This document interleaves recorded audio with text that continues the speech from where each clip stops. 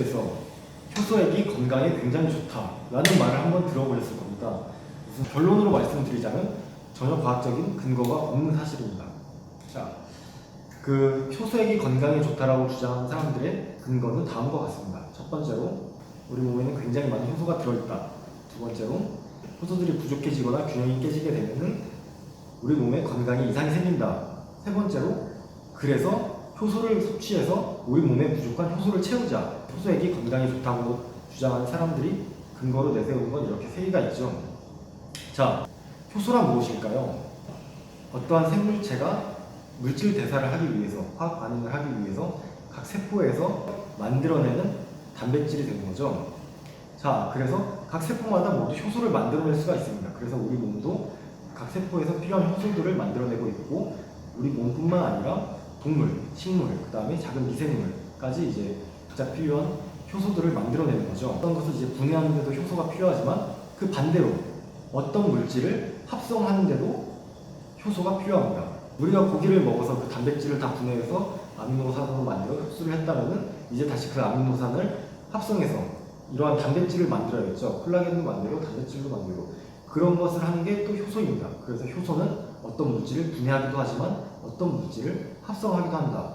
생명체가 대사를 하기 위해서는, 물질 대사를 하기 위해서는 효소가 필요하다라는 거죠. 자, 여기서 물질 대사랑 이화작용과 동화작용, 그 두 개를 합한 말로 이화작용은 어떠한 고분자 물질을 작게 나누는, 탄수화물을 작게 나눠서 포도당으로 쪼개거나 단백질을 작게 쪼개서 아미노산으로 나누는, 그게 이제 이화작용이고, 동화작용은 그 반대로 작은 물질들을 합해서 큰 물질을 만드는 것, 그게 동화작용인 거죠. 그래서 이화작용과 동화작용, 이 두 개를 합한 게 물질 대사고, 그 물질 대사를 하기 위해서는 효소가 꼭 필요합니다. 그런데 여기서 효소를 먹음으로써 그 효소가 우리 몸에 들어올 수 있냐라는 거죠. 답은 그렇지 않다라는 겁니다. 효소는 아까 말씀드렸다시피 단백질로 구성이 되어 있습니다. 그렇기 때문에 효소를 먹게 되면은 우리 몸에서 고기가 이제 잘게 분해돼서 아미노산이 되듯이 그 효소 또한 잘게 부서지게 되는 거죠. 그래서 효소의 제 기능을 상실하게 됩니다. 아주 간단히 말해서, 자, 핸드폰이 있다고 가정을 했을 때 그 핸드폰을 분해해서 디스플레이 분해하고, 그 다음에 뭐 카메라 분해하고, 램 분해하고, 그렇게 분해를 하게 되면 핸드폰이 기능을 하지 않게 되겠죠. 효소도 그와 똑같습니다. 효소도 분해가 되게 되면 그 기능을 할 수가 없게 됩니다. 그래서 우리가 효소를 얼마나 많이 먹든 그 효소가 다시 우리 몸에서 기능을 할 수는 없다는 거죠. 다만 그것은 우리의 좋은 단백질과 같은 좋은 영양분이 될 뿐입니다. 고기랑 별로 다를 게 없는 거죠. 같은 단백질이기 때문에. 그래서 효소를 섭취함으로써 건강상의 기능을 기대하기는 정말 힘듭니다.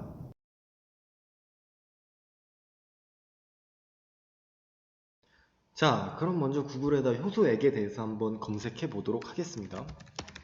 자, 효소액. 자, 검색해서 한번 이미지를 보도록 할게요.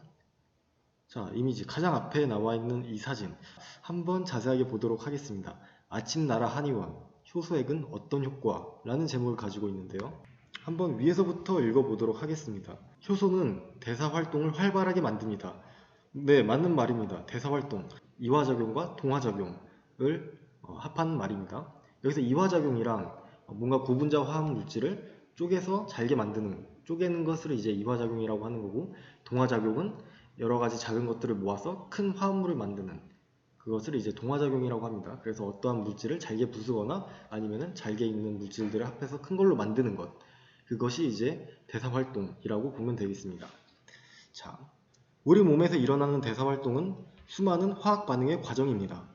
맞는 말이죠. 왜냐하면 우리 몸에서 여러 가지 일들이 일어나는데, 뭐 물질을 소화한다거나 뭐 흡수해서 필요한 다른 물질들을 만든다거나, 그게 모두 이화작용과 동화작용을 합한 말이죠. 대사활동이 활발하지 못하면 에너지가 부족해질 뿐만 아니라 몸속에 노폐물과 독소가 쌓이게 됩니다. 네, 맞는 말입니다. 대사활동이 활발하지 못하면은 그중 하나인 ATP 합성이 저해되는 거죠. 그래서 에너지인 ATP 합성이 저해되면은 에너지가 부족해지겠죠. 자, 그 다음에 몸속에 노폐물과 독소가 쌓이게 됩니다. 몸속에는 계속해서 노폐물과 독소가 생기게 되는데 그것을 이제 효소를 통해서 분해를 해서 이제 몸 밖으로 배출을 해야 되죠. 대사 활동이 활발하지 못하면은 몸속에 노폐물과 독소가 계속 쌓이게 되겠죠. 네, 여기까지 맞는 말입니다. 좋습니다. 특히 다이어트를 하는 동안에는 대사 활동이 활발해야 지방이 더욱 빨리 타기 때문에 정체기 없이 살이 잘 빠지게 된다. 갑자기 다이어트로 넘어갔죠. 지방이 위에까지는 뭔가 맞는 말을 하다가 이제 슬슬 뭔가 약간 이상한 냄새가 나기 시작합니다. 자, 한번 천천히 보도록 하죠. 다이어트를 하는 동안에는 대사 활동이 활발해야 한다.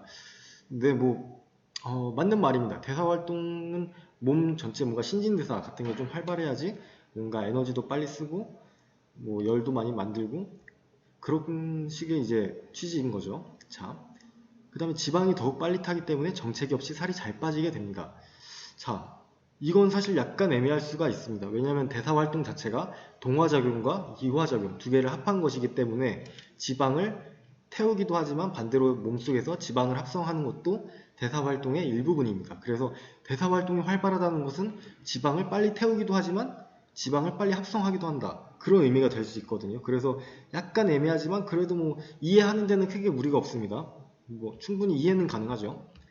그 다음에 효소는 대사 활동이 더욱 원활하게 이루어지도록 보조하여. 이거는 맞는 말입니다. 가장 위에 나왔던 말이죠. 가장 위에 효소는 대사 활동을 활발하게 만듭니다. 네, 맞는 말입니다. 지방이 잘 탈 수 있도록 도와줍니다. 이거 약간 애매하다고 했죠.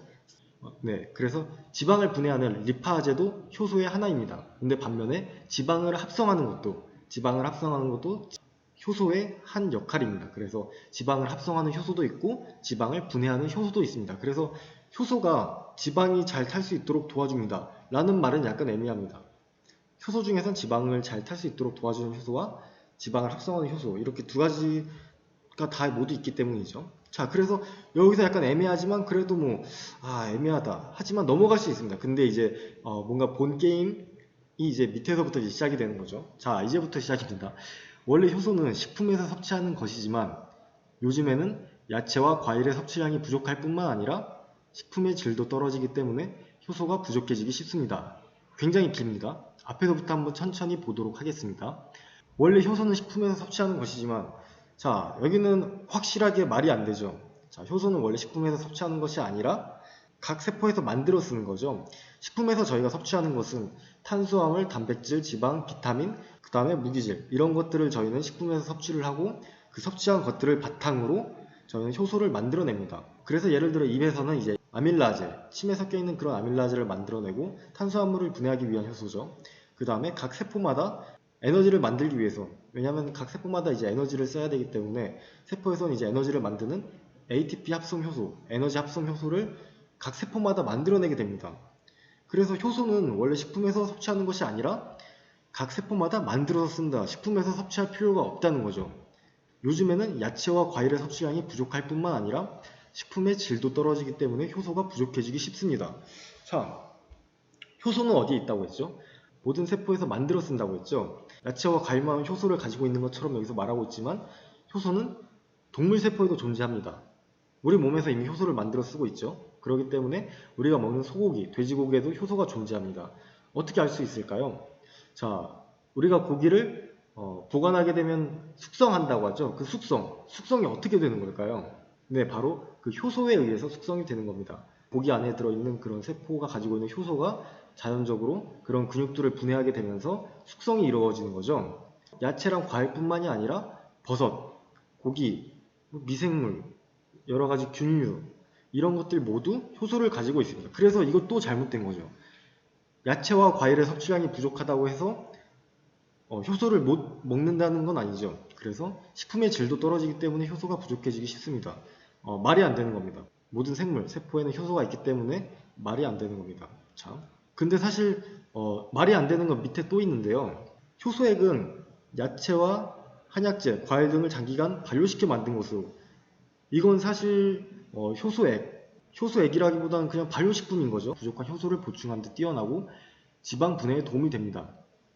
부족한 효소를 보충한다. 이것은 마치 그 효소액 안에는 효소가 많기 때문에 그것을 먹으면 몸속에 효소가 보충이 된다 라고 하는 말이죠. 자, 여기선 잘못된 게 두 가지가 있습니다. 첫 번째로는 그 효소액에는 효소가 생각보다 많이 있지가 않고, 두 번째로는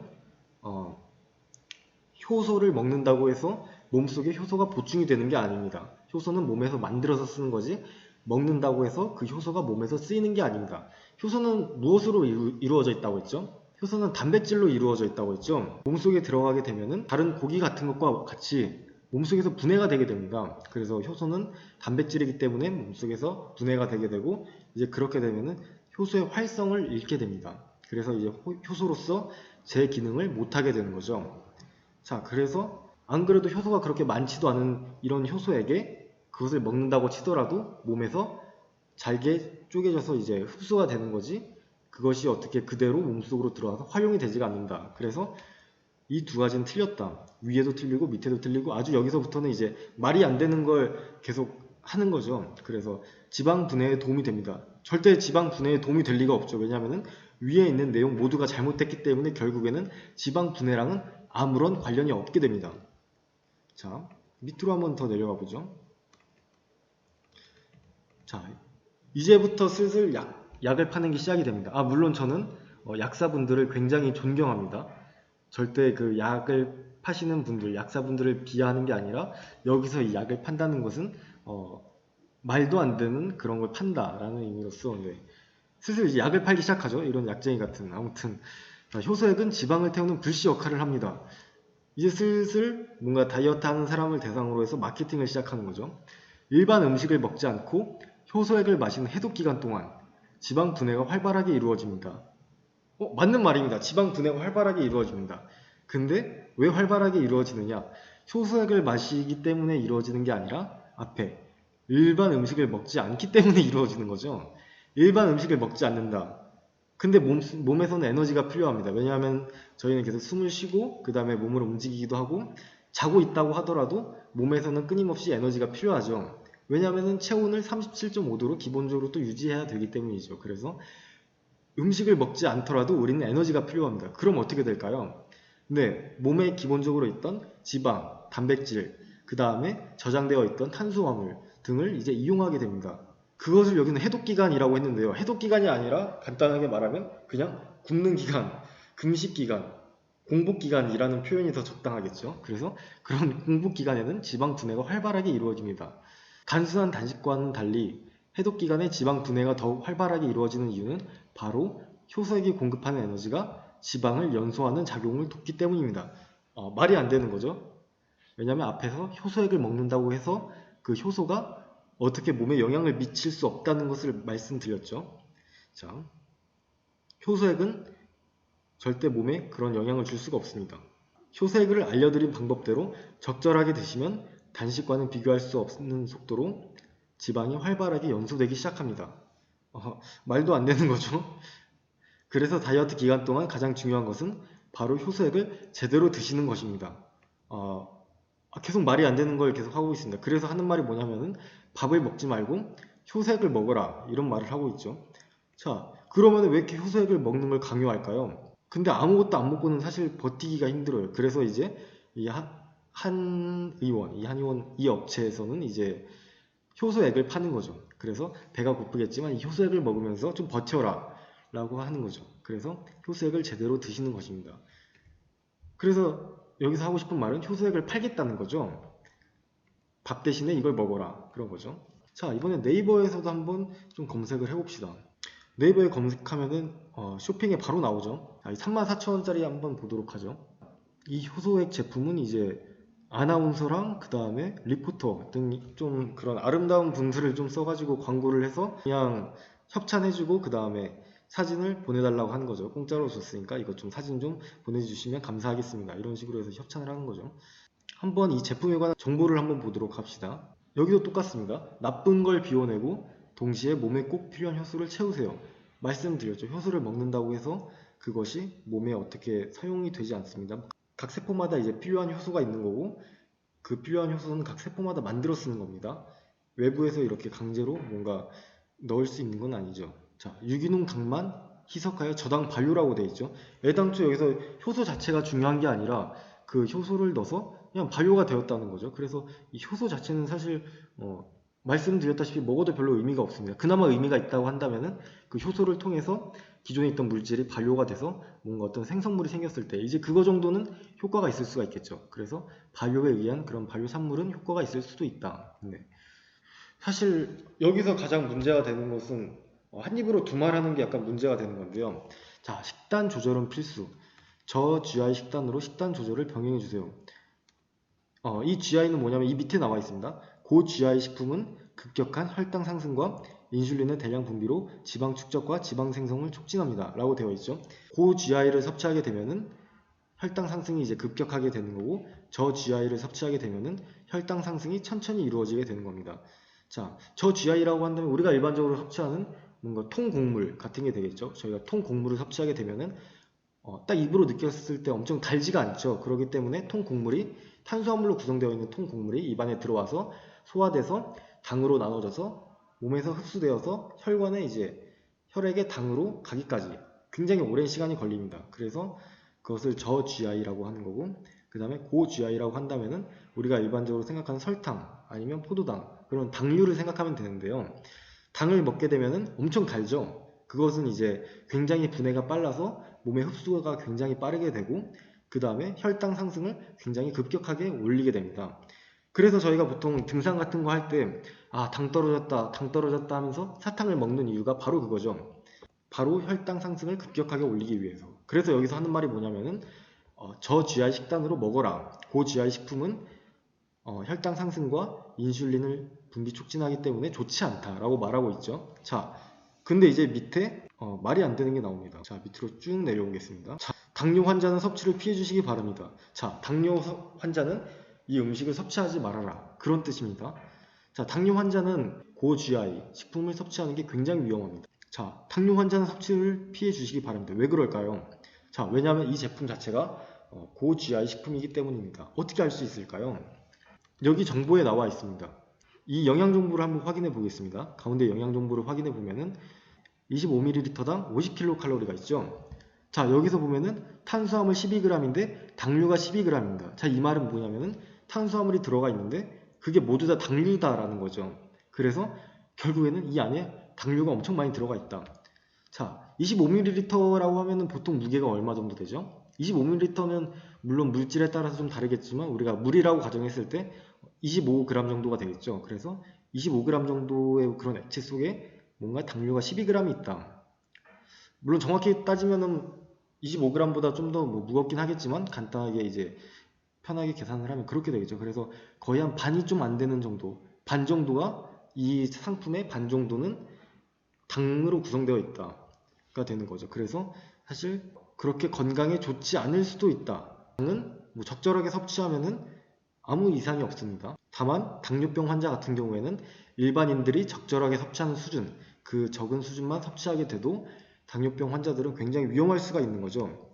여기서 파는 효소액도 딱히 그렇게 뭔가 과학적이지도 않고 한 입으로 두말하는 효소. 그럼 효소는 진짜 아무런 건강상의 기능이 없는 것이냐? 이것은 식약처에서 한번 확인해 볼 수 있겠습니다. 식약처에서는 이 효소를 과연 인정을 안 했을까? 자, 지금 이거는 건강기능식품으로 등록된 제품들입니다. 한번 검색해 보겠습니다. 이것은 이제 식약처 인증을 받은 것입니다. 효소를 검색해 보겠습니다. 굉장히 많은 게 나옵니다. 효소. 총 23개의 제품들이 효소와 관련해서 등록이 되어 있습니다. 자, 한번 가장 위에 거부터 한번 볼까요? 자, 그러면은 지금 여기 효소라고 나와 있는데 이건 식약처 인증을 받았으니까 효소는 건강에 좋은 게 아닌가요? 라고 이제 할 수가 있죠. 한번 밑에를 보도록 하겠습니다. 자, 밑에 이 제품에 대한 설명이 쭉 나와 있습니다. 기능성 원재료 정보. 그러면 이 제품 안에 어떤 성분이 그런 건강의 기능을 가지고 있느냐라는 건데요. NAG라고 나와 있습니다. NAG. NAG는 뭘까요? 자, NAG는 아미노산의 한 일종입니다. 그렇기 때문에 효소랑 전혀 관련 없는 그런 물질인 거죠. 두 번째 페이지에 발효효소의 비밀. 이거 굉장히 그럴싸합니다. 발효효소의 비밀. 자, 발효효소에는 어떤 비밀이 숨겨져 있을까요? 이 제품으로 한번 보겠습니다. 자, 이 제품. 과연 어떤 점에서 식약처가 인증을 해줬을까? 자, 기능성 내용. 비타민 B1.